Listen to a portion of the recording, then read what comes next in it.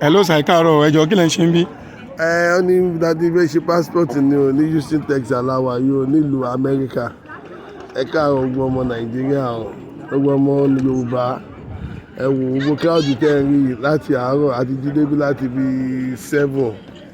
Ó ti gbọ́n ní a fẹ́ ṣe passport látàná láti wà ń bí àti jí débi láàárọ̀ yìí.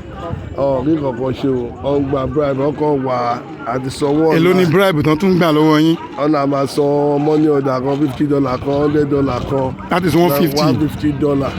Ní bribe tán gbà ní passport ìlú yín? Ní abẹ́rẹ́ passport ìlú Nigeria passport. Nigeria passport. Inú àlàsán ni o, àjọkọ̀ sọ almost $150 online. Ọdún lọ́dún máa san another $150 bí.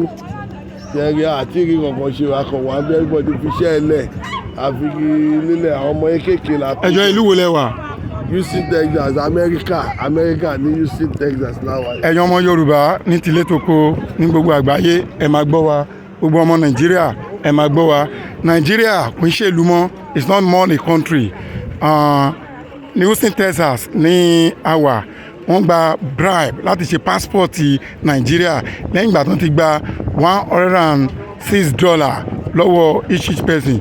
Wọ́n tún gba bribe another $150 láti ṣe passport wọn. Ẹ wo bọ́n ṣe wà bí ẹranko bọ́n ṣe sáwọn síta, ẹ wo bọ́n ṣe sáwọn síta, síbẹ̀síbẹ̀ kò lójú àwọn tí passport wọn ti expire. So nǹkan tá à ń sọ fún gbogbo ẹ̀yin ọmọ Yorùbá ní gbogbo àgbáyé ni pé ìlú yẹn ń ṣe ẹyọ kan mọ́, ẹ support orílẹ̀-èdè yín, Yorùbá nation, no going back.